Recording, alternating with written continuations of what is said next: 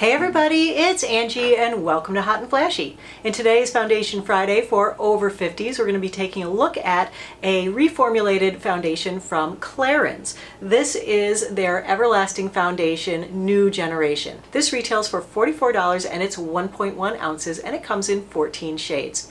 Now, according to Clarins, this is an 18-hour, long-lasting, full coverage, comfortable matte foundation that is good for all skin types. The packaging on this is a lovely frosted glass bottle. It's nice and heavyweight. Underneath this gold cap with this cute little cutout for the C is a pump dispenser, which we always like to see on a foundation, so that is lovely. This does have an SPF of 15. That's from a mineral titanium dioxide, but it doesn't contain zinc oxide, so with only an SPF 15 and only titanium dioxide, I wouldn't use it as your first line of defense against the sun. I would recommend always putting on a separate sunscreen under your makeup. This is mainly a water-based formula. It does contain some drying alcohol. That's at position number 5. It also has a few silicones thrown in there, but they are lower on the ingredient list. Some of the interesting ingredients that this contains is bamboo powder, organic quinoa. Now this has a light floral scent that I do notice right away when I'm applying the foundation,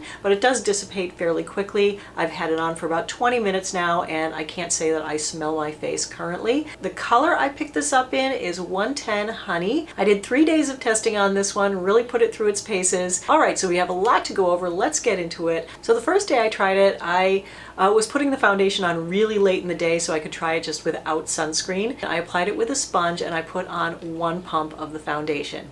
It is very thick, creamy consistency. It takes a little work to blend it out. Even with a sponge, you can see in the beginning it just kind of pounces it on in little spots. It does eventually blend out, but it just takes a little extra work. 1 pump was almost full coverage, doing a good job on covering tonal issues, but it did need a little building to fully cover any blemishes or spots. The finish was shiny though. It was not matte, and since the coverage is more than what I'm comfortable with, it felt a little mask-like. The color I felt was okay, but I felt like the luminosity accentuated pores and texture on my skin.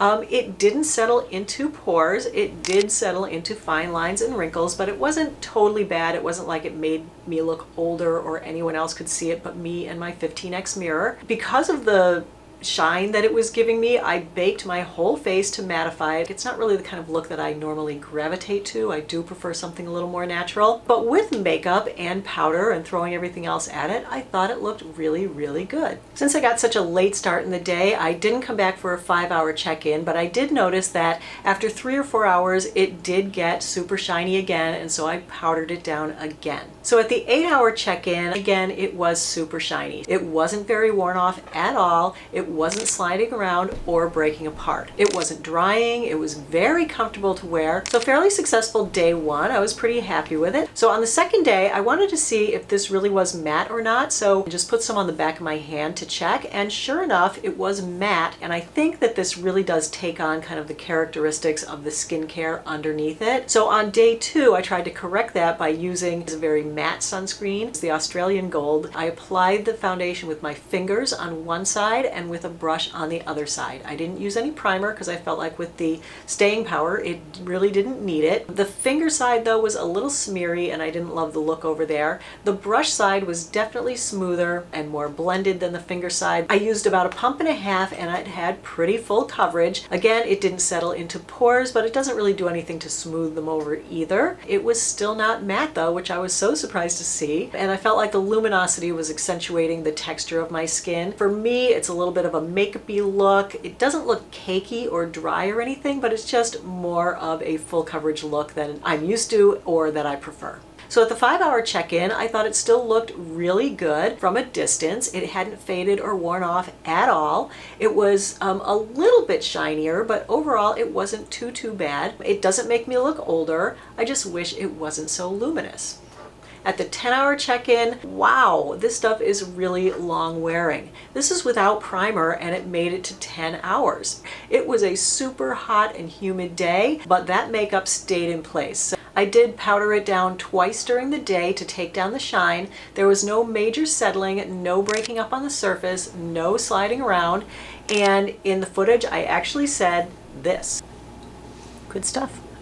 Really nothing to complain about. Which is amazing because I can always find something to complain about, right? So on day 3, I mixed together my 2 favorite sunscreens, which are the Hydropeptide Solar Defense SPF 50 and the Australian Gold. And I decided to try to mix in a little bit of the Urban Decay Velvetizer. Now, I received this from Urban Decay in one of their care packages about a month ago, and I've been trying it with thinner foundations, which is what it's supposed to be used in. But I thought, you know, this is already a thick foundation, but if it could help to mattify it and make it into the matte foundation that I'm looking for, then why not? So you're supposed to mix about a dime size amount of this into your foundation and then apply it as normal. I feel like with this foundation, the sponge or the brush are definitely the most successful. The Velvetizer made it even harder to spread, but it did make it matte and it did up the coverage a little bit. So at the 5-hour check-in, it was another hot day. I had gone to the eye doctor that afternoon where I had to press my chin and my forehead into those things where they look into your eyes and stuff. So because of that, it is a little worn off on my chin and on my forehead, but it was looking a little shiny, sadly, and more textured up close than I would like. But overall, from a distance, it still looked really good. This was the day that I did the outdoor check-in and I did the indoor overhead lights. So it didn't look shiny out in the sun because of the Velvetizer, but it looked very, very textured. And can I just say, I've never seen so much fur on my face as I do in this footage of me out in the sun. The indoor overhead light I actually thought was more flattering to it than the outdoor light, which was so bright and glaring. And I thought it looked nice in the indoor light. I blew past the 10-hour check-in, so this is an 11-hour check-in, where it was looking, of course, way more worn off than on day 1 and 2, but that was because of the eye doctor appointment. But it was definitely more matte and I didn't have to powder it during the day. I hear my phone ringing, which reminds me we need to do the phone test, so I'll be right back. All right, here we go. The nice clean phone glass. Wow.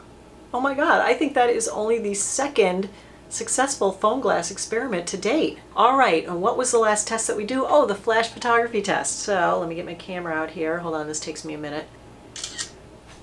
All right, so what's the final verdict? I think that this one was actually a pretty darn good foundation, especially for people who like a full coverage makeup look. You know, for me, this is not going to get into Holy Grail status category just because it is more of a makeup-y look. The pros on this one for me are that it is long wearing and it stays in place even in heat and humidity. It's full coverage. It's very comfortable to wear. I didn't find that it like creased in the wrinkles during the day, and it didn't settle into any pores. The cons on this one are that it wasn't necessarily matte. It depends a lot on what you have on under it. It does get shiny throughout the day unless you powder it down or blot. On me, I felt like it did accentuate texture just because it wasn't really matte, and it did settle into wrinkles a little bit. It wasn't a total like deal breaker the way it settled into them. It's very fine. You can't really see it. So best uses for this foundation, I feel like, are for full coverage girls who really like a full coverage look because it will definitely give you that. Any skin type I think can wear this. I didn't find it drying. If you live in a hot, humid climate, this is definitely not going to melt off your face. It's definitely long wearing. I always like to mention what is my holy grail in case you haven't seen the entire series is the Chanel Perfection Lumiere Velvet. And rounding out the top 5 foundations for me are the Shiseido Synchro Skin Smashbox Photo Focus Foundation, IT Cosmetics CC Plus Cream, and from the drugstore, the Wet n Wild Photo Focus Foundation. So that's it for today's Foundation Friday, everybody. I hope you found it helpful and informative. Remember to keep those suggestions for future Foundation Fridays, things to test, in the comments. If you're looking for a particular foundation, I've put the playlist for all my Foundation Fridays, a link to the playlist in the information box below the video, as well as links to all the makeup you see in the video. There will also be a link to the list. The list is over on my blog. That is where I rank every foundation that I've ever tried, and there are over 100 of them. Thank you so much for watching. You know, I always appreciate your time, and I will see you in the next video. So take care, everybody. Bye-bye.